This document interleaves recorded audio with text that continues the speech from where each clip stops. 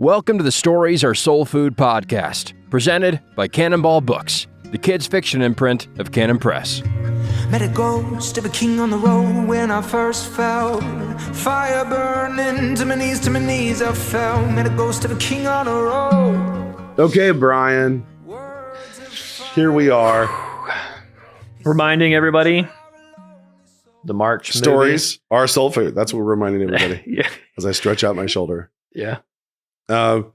Welcome to SASP. Here we are. We're going to talk about stuff. Yep.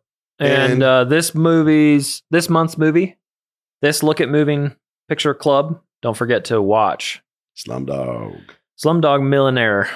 Yep. Slumdog Millionaire. Yep. Is this pick for LAMP? Yeah. The best acronym of all time. LAMP. And what do you want to cover today, Brian? Well, I was hoping we could just talk about Solomon. Oh boy. And I'm springing it on you without a chance to prep or think about it because this is SASP. Because that's what we do. This is SASP. I recently saw somebody saying, they thought Solomon was probably going to be in heaven, but they thought it was at least a discussion point of maybe not going to be there. And that made me really upset. So I thought it made you laugh, made me upset. That also is our relationship. So, so I thought we could talk about Solomon and about why that is a ridiculous take. But do we talk about Solomon or do we talk about people? Both is always the answer. I mean, I think people probably, why do they feel the need to say, yeah, he's probably in heaven, but at least it's up for debate? But why is it up for debate? I think because they see Solomon, the end of his life, he was worshiping idols or helping the worship of idols. But let's go ahead and just talk about what a debate is. What is a debate? Why is it in human authority to debate something like that? Yeah. So you're saying it's just a dumb question. Yeah, the entire thing. It's like not your jurisdiction. I mean, it's just what on earth? So yeah. It's up for debate. Like, no, it's not actually. It's between Solomon and God. Mm-hmm. Like either his sins are covered by the blood of Christ or they're not. Christ has paid his bill or he is not. Whether or not Christ paid his bill is not up for debate from us. Like we have no skin in that game. We've got no anything. I think if we were going to get into that debate, I think it's ludicrous. Okay. I think it's a ludicrous thing to believe, or even to believe that he's not regenerate. Right. I think that's ridiculous. The burden of proof would be on, as the main unsaved author in the Bible. Yeah. Yeah. The burden of proof would be on somebody trying to actually prove that. Then you have to say why though. In the words of my daughter, just why though? As someone once thought it was pronounced E though. Why though? Yeah. Why? But I think the question really comes down to they don't know what to do with Solomon's life. So they're saying, that he sinned? I think so. Which is which I guess when you put it that way, it makes it sound ridiculous, which is probably why you put it that way. It's almost like me. But he's not, he doesn't make an appearance in the Hebrews 11 Hall of Faith. Obviously, many don't. Uh-oh. But yeah, I have clearly an axe to grind. I named my fifth child Solly. Yeah. So how I come down on it. But I think they're having trouble. Just tell them not to multiply horses. Yeah, wine. Oh, sorry, women, weapons, and wealth. The three W's that Solomon. I mean, in some sense, though, those were gifts of God. God literally said, "I'm handing these to you." It wasn't that. So I don't know. I think Solomon as a character is an interesting study because he's so successful with everything that he did, and generally the guys like that who get the earthly things so right are often the bad guys in the Bible. So I find that's, I think, perhaps a better question. What do we do with someone who is so successful that silver is pretty much worthless in his kingdom? It's interesting because the question, and I think the discussion of Solomon's life has more effect on parents and generational analysis and how do you build lasting legacy and and all that kind of thing. Because his son was a real dummy. Yeah. But how do you do that more than is he in heaven? Yeah. Like, what does that have to do with anything? Yeah. And why does us debating it touch anything? It does, like we just don't have access to the control room. So we're just, hot air. Yeah, it's a bunch of hot air. And this podcast, ladies and gentlemen, is not about hot air. And I don't know how you can read the Proverbs or Ecclesiastes and think that this is not a guy who has repented. Right. Like that's. Yeah. I mean, to be honest too, he was the editor for his dad's Psalms, like the whole. Right. So, he's as someone who is an editor, I view Solomon as perhaps example uno of editors who said, hey, I've got all my dad's poems and we're going to assemble them. Some of them are in different versions in the history books, but we're going to assemble them. We're going to edit them down to their best form and we're going to put them together in a way we all can use them. Yeah. And there we go. There we go. But it's so the discussion of generations and how do you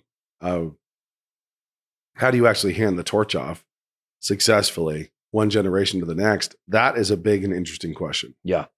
Because you have David to Solomon with a key question of building the temple. Yeah. And then Solomon to Rehoboam. So, and honestly, generationally, you have, in a very real way, you have Jesse / Saul to David. You've got this this weird handoff there. And then you have David to Solomon. You've got all the mess of David's parenting in general. Post his sin with Bathsheba, he's just absolutely neutered in terms of his authority. Yep. And so he loses all his authority and his ability to really parent as a patriarch. Yeah, and has capital crimes. Two of his sons commit capital crimes, which is a high percentage. Yeah. So you have a pretty terrible thing going down. Then you have Solomon, who like gains control of the mayhem, and then builds actually out of the peace and out of the power that David's built. He builds this amazing kingdom. And then you have, after Solomon, it just skids. Mm-hmm. And that's kind of, what in business, they say shirt sleeves in 3 generations. So you have, the guy who guts it out and builds from nothing, the one who's the self-made man. Then you have the caretaker, the guy that he parents, that he, potentially hands the torch to and trains to oversee it. But then you have that guy raises a kid who loses everything and is back down to nothing. Right. And so that's the business arc they talk about. Yeah. It's like, that's just, okay. So, and you look at David and David's line, and it is similar. Yeah. The zenith is the one who had the head start courtesy of, his just dad. the absolute toughness of his father. And it usually also mirrors that, where there's a guy who's really just willing to suffer. I mean, just absolutely willing to suffer to build. And then you get to not do that. You did not suffer. Yeah. You didn't suffer for it in the same way. I think that's interesting. And how to solve for that is really difficult. Yeah.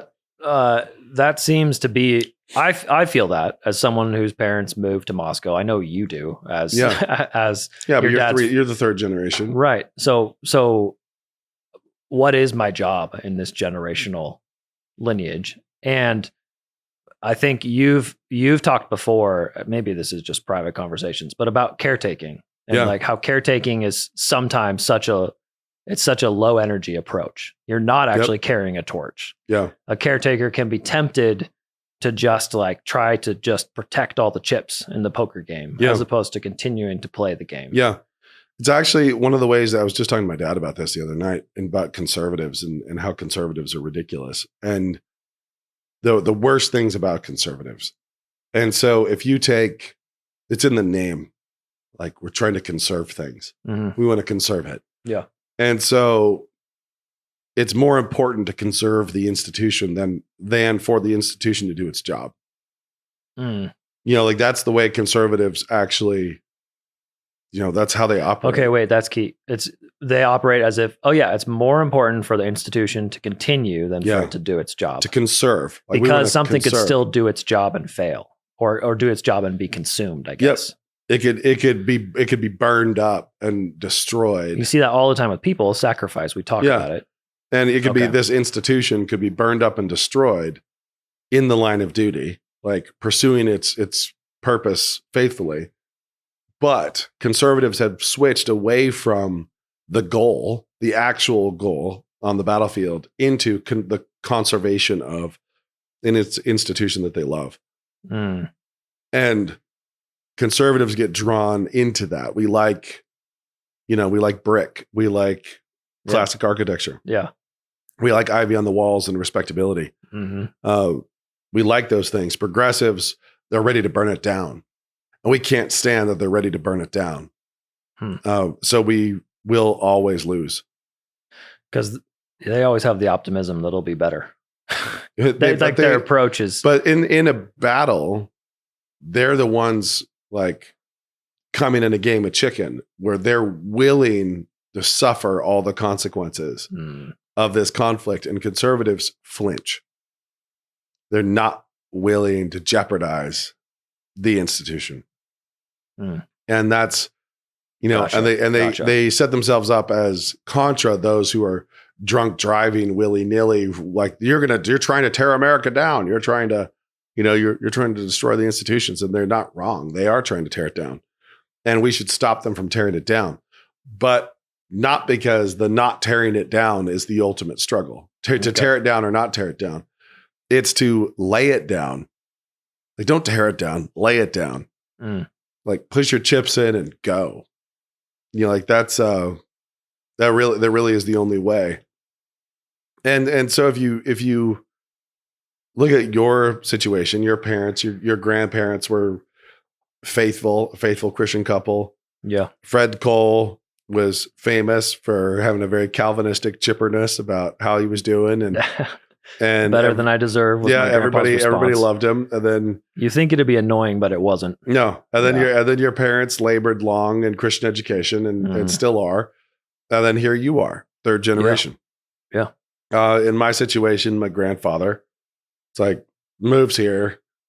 He recently passed, but he moves here, like converting equity in his house into Christian books, and shows up to not preserve anything. It's like there's no preservation of anything. He just showed up with bullets, these Christian books, and started trying to evangelize, starts a Christian bookstore, gets it going. My dad just told me that he actually had buried a trash can under his house early on with a lid just lightly covered, like you had a trash lid in the crawl space, where he could store Bibles when they were made illegal.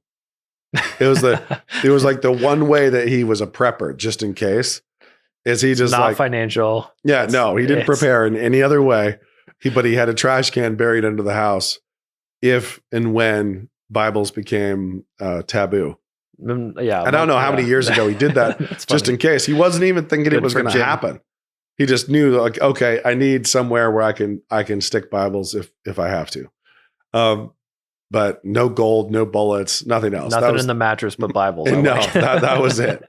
That was my grandfather. Then obviously my dad built on that. And then my first date with my wife, told her, like what my goal was, in terms of, I didn't want to go somewhere and do the same work that my grandfather had or my dad had. I wanted to build on what they'd done. I wanted to be able to like stretch out and fight offensively, like going out into the culture. And trying to export stuff into the culture, as opposed to pulling tree trunks and homesteading and starting a school for my kids like my dad did, and starting an educational movement like my dad did. Like, okay, I'll operate inside of that. Like, that's taken care of. I don't need to reinvent the wheel. I can now build on that. I can try to get film and publishing and try to get that stuff going. As far as my kids go, I think a really important piece of it is telling the story. And this is our podcast, so it always comes back to this. Realizing that you're a section, you're a chapter And if you get a wider look, like if you're going through Lord of the Rings and there's 5 books, got published in 3 volumes, but 5 books. And you got book 1. For me, that's there's Grandpa Jim. Mm-hmm. Like here's the time of Grandpa Jim, and then here's my dad. Basically when he moved back here out of the Navy, early 70s. Here's all his labor, and then here's my labor. Like boom, here's my story. So not only we've talked about this a lot in terms of, actually no, I was just talking to Kirk Cameron about this on his show. The importance of everybody viewing themselves as a creator all the time. Like it's not, oh, I'm an author and other people aren't. You're consumers. We're all creators. Yeah. We are all writing dialogue. We're all writing scenes. You're all writing childhoods for your kids. You are all crafting stories. Right. Crafting stories with your own lives, with your own ambitions, and with your actions in all your relationships. So we're all creators. God's made us all sub-creators. And seeing our section, like okay, the baton got handed to us, and we are doing what? We should be laying down well-lived, well-told lives. Yeah. We should be looking to live great stories. And incidentally, great stories are not told about the caretakers who just kept it clean. Yeah. Who just tended, who just tended something that somebody else did, never added to it, never built on it, never risked it, never took the race car down to the track.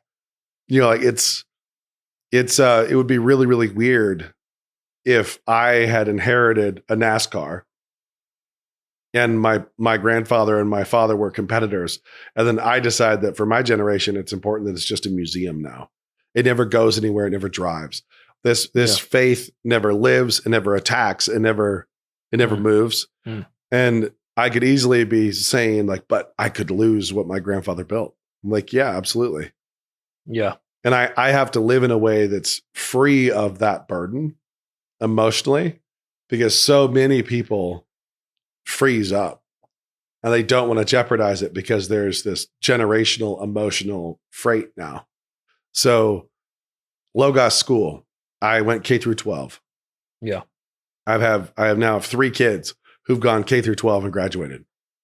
It'd be really easy for them to come back through and not be aggressive with the school as an institution because it's so important nostalgically that it continue to exist. This is, You're saying no, the important part of the school's mission is to raise men and women. Yeah.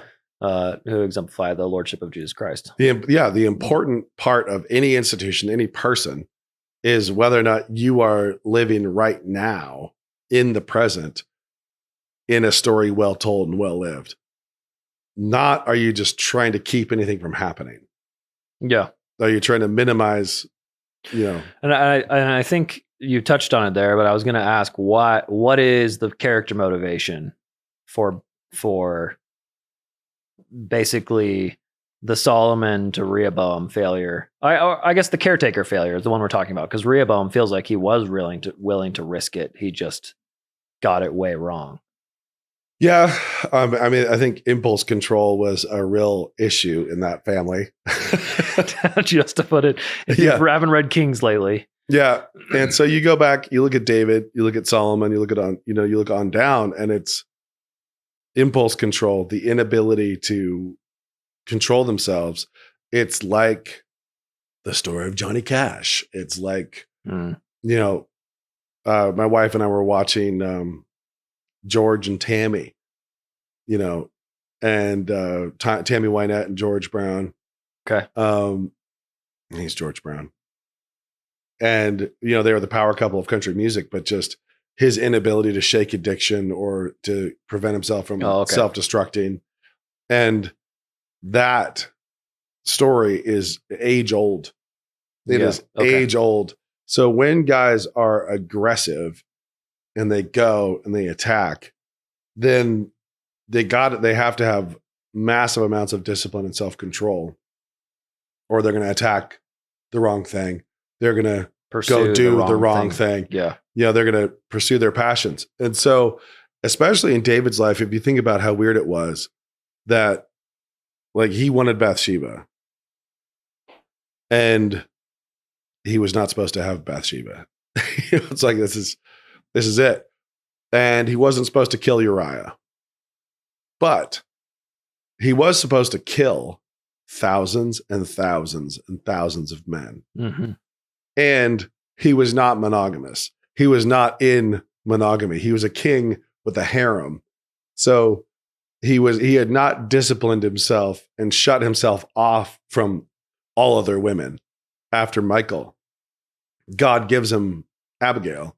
Like he's blessed, God blesses him with other wives, and then also blesses him with the messianic line through Bathsheba. So in the life he was living, this was a guy who was allowed to look at a woman and say, I want her. I'm still available. He hadn't like ever learned that discipline of unavailability, one woman man. Yeah. Like, nope, done, just faithful to one woman. Like, so he has this open door of like, yeah, I know I could add a woman to this harem, and he kills thousands and thousands of men. So the killing of a man is no big deal. The taking of a woman is no big deal. The huge issue is that he is the treachery of killing Uriah. Yeah. Like the betrayal of a brother like that, and of taking his one lamb, as Nathan describes it. So it's way out of line, but this is a guy living in an age and a time when it looked a lot more like Sons of Anarchy. It's like it was the whole like civil structure and everything else. I was like, this is a motorcycle gang. This is kind of a wild time and wild place. And so if you have that level of aggression and testosterone and everything else, then the self-discipline and the control is absolutely paramount. And to mess up a little, you're right on the cliff's edge, and it's going to be murder.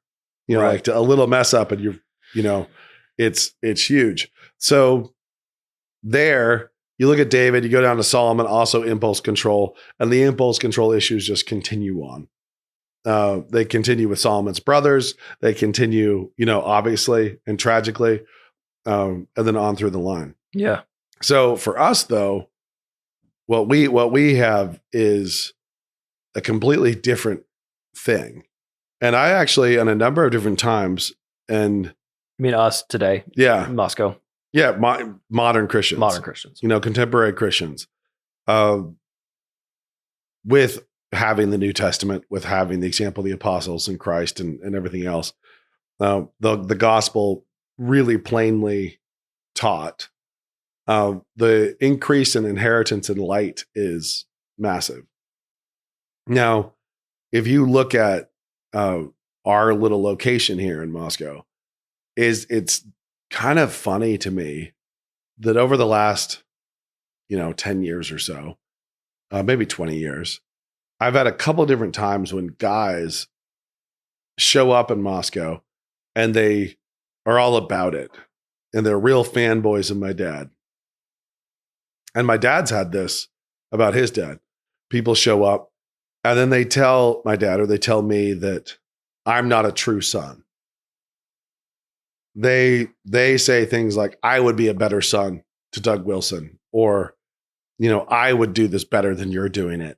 Or they say that to my dad, I would be a better son to Jim Wilson. I'm the true heir of Jim Wilson. I know you're his actual son, but I would do a better job. And what they mean is caretaking. What they mean is, don't you realize that you're sailing this ship that he built, like, into danger, into risk? Don't you realize, as you look at all the different things that they've had, that your ancestors have had a hand in building, you're not feeling deeply enough the importance of the preservation of every single one of them, and serving in all of them. And there's a weird thing there where a true heir, a true son who really is inheriting it and is really receiving this from their parents, should have the freedom to jeopardize it. That's hard. That's hard to teach. It's theirs to bet. It's theirs to wager. It's theirs to actually adjust. And that seems insane. Yeah. So it's in parents, and I think for us raising up the next generation and trying to hand off the baton, freedom of operation, like actually handing the keys, is huge. Like really handing the keys, but doing so while having told the stories really effectively of what's gone before and why things were done the way they were done. Yeah. And now it's your turn to build and honor God and and take this further down the road to get a bigger return on all of this than I did. I want my sons to go further and build more than I did. I don't want them to just tend my copyrights. Yeah. I don't want them to be curating my backlist and never building something new. They're just the caretakers of what their dad did. And that's what my dad's wanted for me. He's wanted me writing my own books, not just constantly combing through his. Yeah. And of course, different giftings play into that. 100%. Because you're not saying that the next generation has got to be, for my son has got to be whatever the next best editor is. It's like that's not how we look at this. It's not, the world is not so one dimensional. Yeah. That you can only find one. No, this is your job. One road. And think about how easy it is for all of us. If I started a pizza place, how easy would it be for me to guilt all my kids into thinking they had to work in the pizza place? Yeah. They had to. I think that's every Disney movie, to be honest. The dad, that's kind of like a weird. They've identified something that does happen. Yep. And then have majored on it in such a way that's obnoxious. The kid. The problem there is what they do in their story. That rebellion of the kid against the right. Dad just doesn't understand. He doesn't understand. I just want to dance. Yeah, exactly. I was about to say that. I just want to dance. What they do there, though, is they're looking to escape and rebuild something that's just theirs. Yeah, that they only built. Well, that's what I was going to say is that you've shown us what happens when you zoom in too close on your own chapter as a conservative. Which is what's happening in the Disney stories. Right. For progressives. On the progressive side. Yeah, you zoom in right there and all of a sudden, and you get this with the feminist trope of the mom. We talked about with Fabelmans, with Mitzi, right? Yeah. Mitzi can't see the bigger version of her story. She can only see how sad she is that she actually is married. She can't see past her own feelings. She's married to the wrong guy and never got to be a concert pianist. Yep. She can't see past her own feelings at all. That's funny. That is the exact same error. Just microscoping in on your own life. On your own little slice. And so I think the important thing is for anybody listening is to identify where in the story you are and who in the story you are. And who in the story you want to be. Not for your own glory, but for the good of the narrative. Yeah. How do you actually fit in here? Yeah. So when my grandfather passed, we did an episode about him, and I talked about a lot of people are in the Grandpa Jim phase. Yeah. They're Grandpa Jim. You're generation one. Yeah. If you haven't heard that episode, you got to go find it. So a lot of people are there where it's like, you be faithful. You lay down this, you clear the stumps and you actually start to do that pioneer work. Mm-hmm. Then you might be the second generation. Your parents might be faithful believers. What are you going to build on that?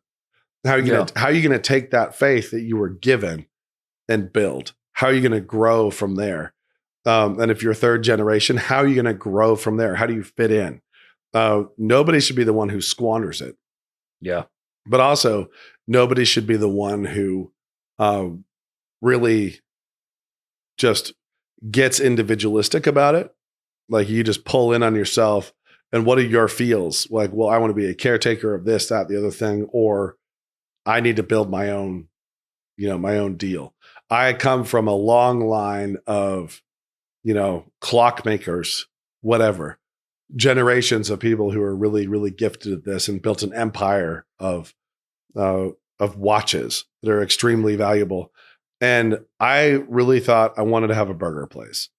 So, and that's kind of the Disney story. Like I have to march to my own drummer. It's like, okay, sure. Maybe you're really good at burgers. How do you actually build that as an extension of this narrative? Just realize you're still connected. The narrative is still connected. It's one story. It's one through story all the way through. And we actually, so think about like an aristocratic family.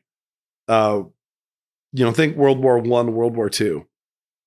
You are the son who inherited this massive estate from aristocrats. And England's existence is at stake in World War II. Like the very existence of this nation is at stake.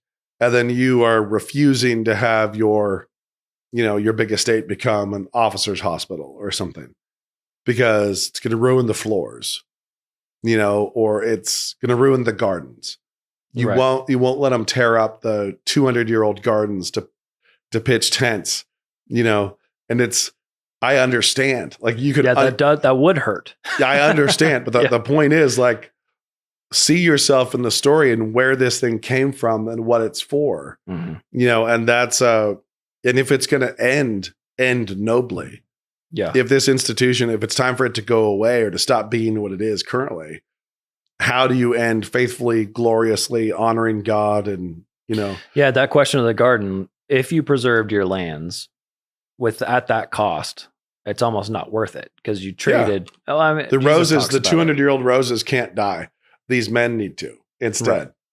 Yeah, you've won the world, but lost your soul. I think someone talked about that. And there's all sorts of variations on that.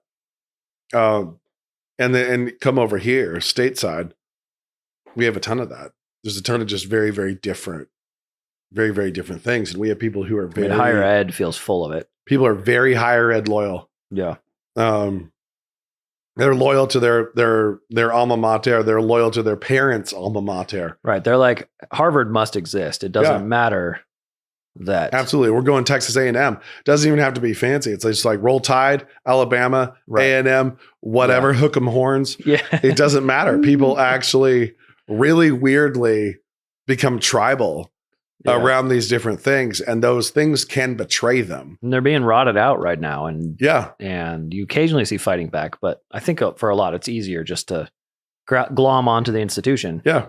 Because we know we can keep buying the gear for our kids. Yep. And the institution is going to continue to exist, even if it's a carcass, which enables my emotional attachment to it to continue to exist. Mm. It's a really weird thing. So I guess it seems hard, especially for someone who's a builder or, Solomon, who's a massive administrator who managed to manage the entire thing and, mobilize an entire nation in a way that was not possible before. Right. And control them. It seems hard for him. Maybe it was hard to let go and let Rehoboam see his spot. Obviously we aren't told necessarily in the narrative, but it does seem like Rehoboam's misreading of that key pivotal moment and Solomon's mistreatment of Jehu, or perhaps misreading of the Jehu story. Those two things played. I'm curious if you have thoughts on that. Reading into it, is a very competent person more likely not to let their children try something, or how does that story work? I can't even tell you how often and tragically I've seen dads competitive with their sons. Mm-hmm. And I've seen some of the strongest dads have some of the weakest boys, and who are just intimidated and fearful, and of course a weak dad ends up with sons who resent him in a different way. But I've seen sons who have a huge amount of respect for their dads who just look like a beaten dog, or they've given up by the age of 15 because they know they can never compete. Like they know they could never measure up to that. So they're in that Disney story. They've been catechized for that, where they're just going to do something totally else.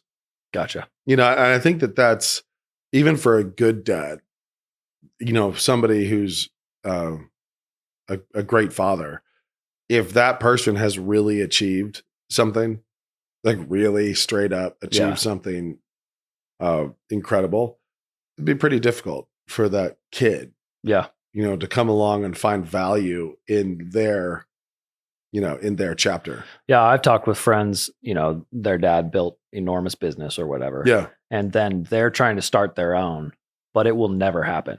Yeah. Just because their business idea is never quite. I mean, it's not as good at it. And they're not good at. Yeah, exactly. Yeah. And then they're often driven by idealism too, rather than the constraints of the business. And you get a really idealistic idea against a very good businessman.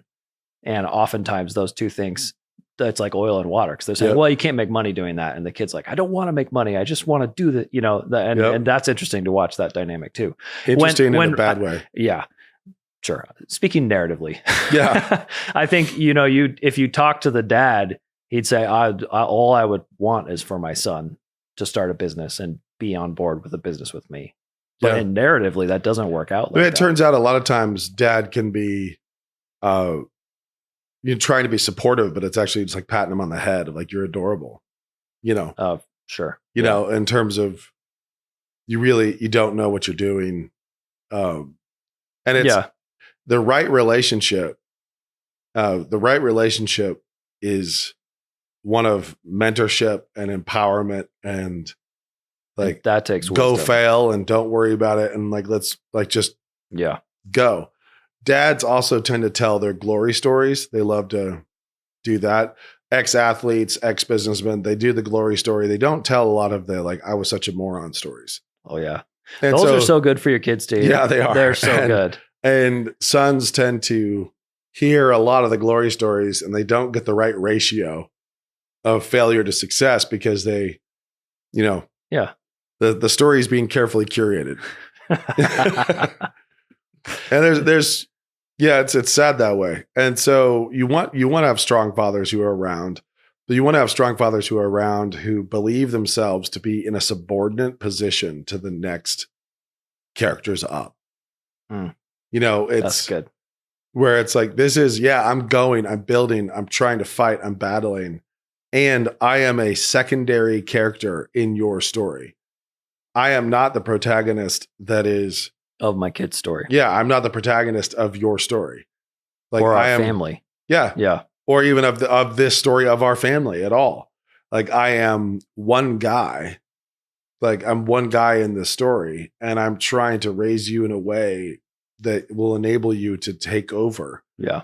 And I see myself and I want you to see me as secondary. And then I want you to see yourself as secondary for those who are coming behind you.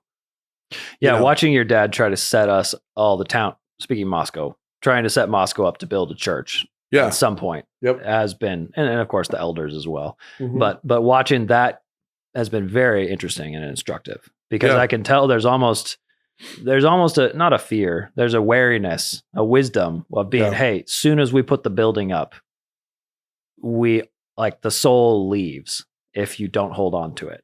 Right? Yeah. It's very, very easy for a church building to be a retirement home where the church retires into its sanctuary and then instead of a Death Star, it starts mowing. It needs to be a Death Star. It starts mowing the grass. It's like starts being a caretaker of a little spot instead of, going into the world still. Yeah. And that's difficult. I think that's why the most phenomenal churches ever built, it was a blessing that it took centuries. Yeah. Because it actually they paralleled Cologne and Westminster. Yeah, so it's like they paralleled. We're building the church, and that's an image of what we're doing in the culture. Instead of boom, we threw one up, and it's a great one king gets the glory. One, instead it's a town for and it goes decades. And goes and goes. Yeah, and goes. that's good. And so it's kind of interesting, and I think that's the danger of anything. It's weird. It's tough. And you want to keep things that came from before. You want to keep the family farm. You want to keep the family house. You want to do that, but you want to build. Yeah. You don't burn things down just for the sake. You're not a progressive of burning them down. You don't burn them down for the purpose of your own little micro narrative. Right. But you also don't live enslaved to them and trapped by them, incapable of taking action that would ever jeopardize them. And you have to be willing to take those, to take risks in your own narrative. But dads who are really strong struggle to see themselves as secondary support characters. And that's what they are. So they have to have led an aggressive life. They have to have done so with the steering wheel in their hands. And there's areas of their lives where they still have the steering wheel in their hands, and they have to be ready to have their sons drive, their children drive, and hand it to them without freaking out. Yeah. Well, I'm curious, I wonder what Rehoboam thought his kingship was going to be like, right? Because he had everything set up.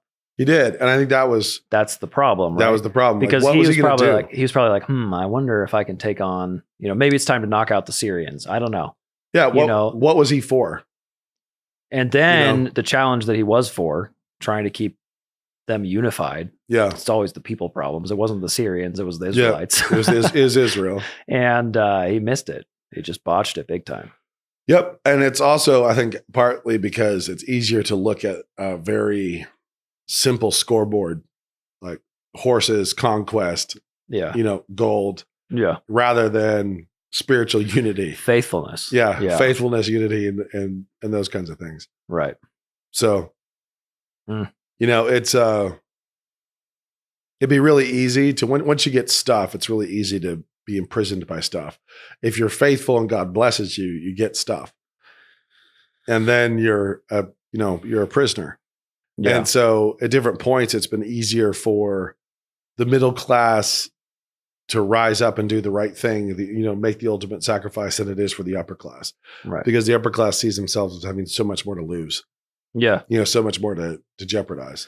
Well, I think that's why we all should see ourselves in the Solomon shoes much more than the David shoes. Yeah. We've been handed so much. Yep. And I think a lot of us see us, we're looking for the Goliath in our life. And we're not that level. Yeah. I mean, it's much we're not more. There. Yeah. It's much more of that. What do you do when you've been handed all this stuff? Much less, I need to go clear out a bunch of Philistines. I think we're even further down than that because we've been handed incredible wealth in every way, incredible wealth and technology. But it's really, if you want to talk David and Goliath in the American story, it goes back to the founders and those guys who they owned land. Like they were highly educated, they owned land, and they pushed in all their chips. Like they pushed them all in against England, and a lot of them died and lost everything. Yep. It's like, and then because they did that and they won, downstream from that, like we've just had this cascading wealth with very few blips and hiccups on the way, all courtesy of unfaithfulness. It's like the Dust Bowl happened, the Depression happened, but how FDR and Wilson and all these other progressives did things, a lot of it was self-inflicted. Then now here we are. What are we doing? What the rot that we're facing is entirely self-inflicted. Yeah. The rot in the church. And God sends things like COVID to let you know exactly how healthy your local congregation is, your denomination is, your leaders are. Yeah. How quickly they fold and comply. And how brave are you when you're told you can't do this thing? That was a great check for everybody. We've talked about that before, but it's very fun to get that kind of reality check of, oh, I'm not as brave as I thought I was. This was harder for me than I thought it would be. It's like, whew. Yeah, like that was a little difficult. I hadn't pre-buried a trash can under the house. Exactly. To hide my Bibles. Well, I just heard I think my son told me a fun story about Nathan Hale, that he had like a giant hairy mole on his neck. And so from a young age, they'd always told him he was going to die by hanging, and it just that he had, and he of course did die by hanging. Yeah. But before that, he was like, sure, I'll be a spy. I know what happens if I've been told I'm going to take the risk. I've been told since I was 8 that I'll end up dead by hanging. So let's give this a whirl, Yep. And that attitude is inspirational. Yes, it is. For sure. Also, the ability to look at moles and know what your life presages as well. That, I don't think I'm quite there. It is really interesting, I think, though, for people, every single person, whether they're single, whether they're married, whether they're grandparents, parents, children, to actually try to pull the lens back and see the whole thing. Yeah. And see, are you the one, like what? You're the one who what? You're the one, you have courage. Are you courageous? how are you building on what's come before, or how are you correcting what's come before? How are you righting the ship and turning the lineage in the right direction? Yeah. Are you the one who's pulling stakes from, Wisconsin after 5 generations? Are you the one you have to walk from the chains of what has come before that's kept you in a really bad place? It's like there's plenty of people where their ancestors planted them somewhere that is now dangerous and unhealthy and bad, but all the emotions keep you there. And I think about, my great grandparents in a covered wagon, rolling into Nebraska, and it's my great great grandparents meeting at a well in the Dakotas, and just heading west and just having to be the ones crazy enough saying back east was a bad situation. And it'll be way better out here. And we're going out here, not for ourselves. Yeah. But because we believe that if we make this move now, 2 generations from now, our descendants will be so much better off. Yeah. And it was not, I had one ancestor who, bailed on us and in the California gold rush, ditched his wife back east and settled down in California, married a new chick, and there's a whole branch of Wilsons down there. It's like there are those guys who were living. They were doing the eat, pray, love approach. It's like they were chasing their bliss, in unhealthy and unhelpful ways. But there's also those people who are just exiting and going, and not for themselves, but for their kids, for their grandkids, and just heading. Yep. And that is actually, I think, what a lot more people are called to than currently think. So that's good. I thought we shoot way small, right? Because you see a problem, you want to fix it with your own life, and then you end up just pushing the chips like a millimeter to the side. Yeah. Like you're like, oh, I don't want mine there. I want them here. And it's a good thing, but it wasn't ambitious enough. So there was a guy talking to me about a chunk of dirt he was thinking about buying. Beautiful piece of dirt. And he, it's 50 acres or so. And he thought that, he thought it was overpriced by like $15,000. And he and the seller were fighting about it. And I told him, and he didn't have, older kids. I told him, it's like, I bet you when you have a daughter and when she's getting married and when she's having a reception on that land, I'll bet you she'll turn to the groom and say, it's really embarrassing. My dad easily overpaid $15,000 for this, 20 years ago. Super embarrassing. Yeah. It's just like, come on, man. My grandfather, man, he got hosed. Yeah. He got hosed on this. He overpaid $15,000 for this. This thing we now own free and clear in our family. It's like, and man, it takes time. That's not easy years being the pioneer. No, but we get really hung up on these tiny little windows of assessment. And we have to try to see the present from the future as much as possible all the time. And I try to see present decisions from the future of next week. It's like just what will I wish that I had done right now? What will I easily look back and wish? Because you can be stuck in a moment where you're clouded and you lack objectivity. You can't quite see the story that you're in because of, how nostalgically charged or emotionally charged something is, or desires affecting you. But if you try to jump out of the moment and imagine yourself looking back, like what will you wish that you'd done? Yeah. Sometimes it's shocking how you're like, man, I just have to let go. I just have to let go and stop fighting for this thing. Like I'm losing all these other things because I'm just obsessing over this one thing I'm trying to accomplish. And other times you're like, wow, I was walking away from that too easily. I need that. But even more than 1 week out, trying to see your present story from a week in the future, try to see your present moment from your grandkids. It's called the Bathsheba test. Yeah. Yeah. So only David could have done that. Yeah, exactly. Can you jump? Think like, man, you're a granddad now.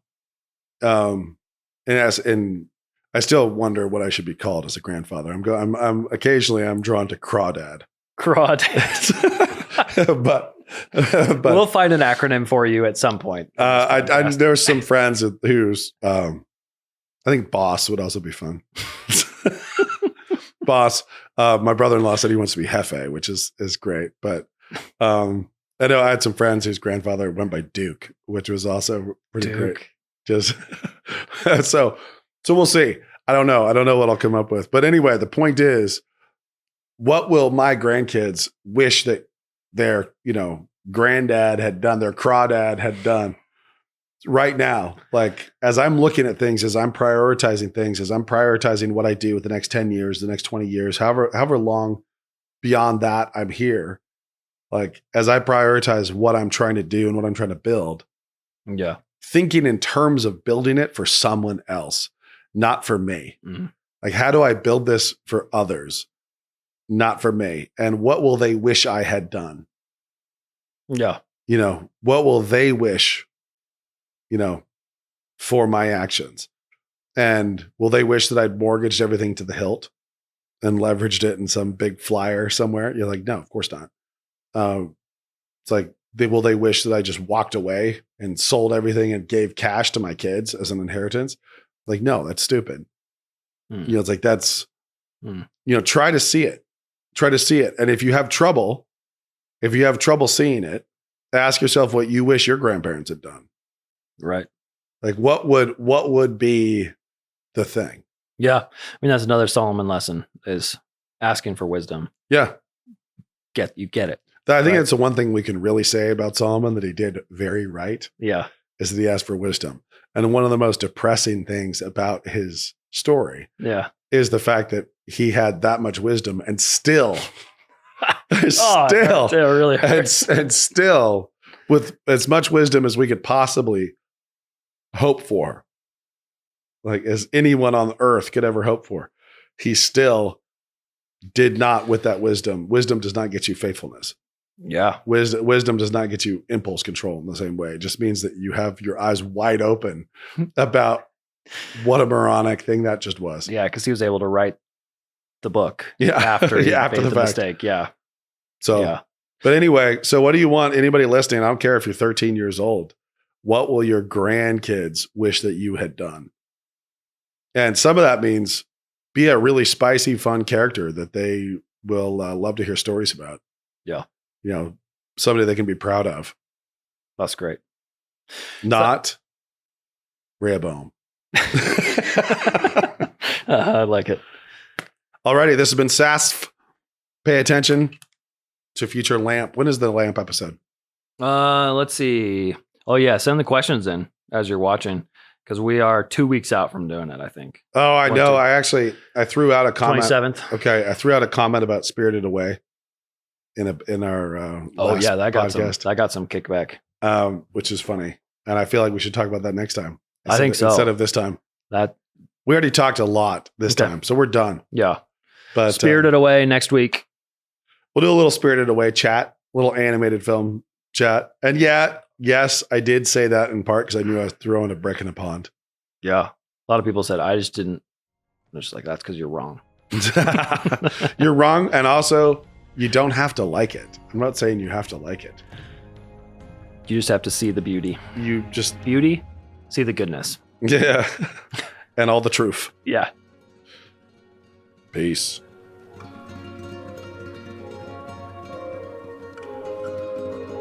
I hope you enjoyed this latest episode of Stories or Soul Food, and I have something special for you because I'm excited about it, so you get to hear about it. It is this brand new book by Canon Press about stories. It's called 32. Yes, the number. 32 Christians Who Changed Their World by Dr. Glenn Sunshine. And it's stories of everyday Christians all around the world throughout history, the people you haven't heard of, true multiculturalism, and the way short stories of how their lives changed history and their own culture. It's inspirational. I mean, the Christian faith is a call to adventure. And of course, on our podcast, we love to talk about how stories affect that. And some of my favorite ways of doing that is talking about famous characters in history and not famous characters in history. Oh, and one more part. I get very excited about this stuff as a publisher. Look how cool the shiny black foil is. on the nice yellow binding. It's just fun to have a nice hardback book. Anyways, this is available now. It's just releasing, brand new, 32 by Glenn Sunshine.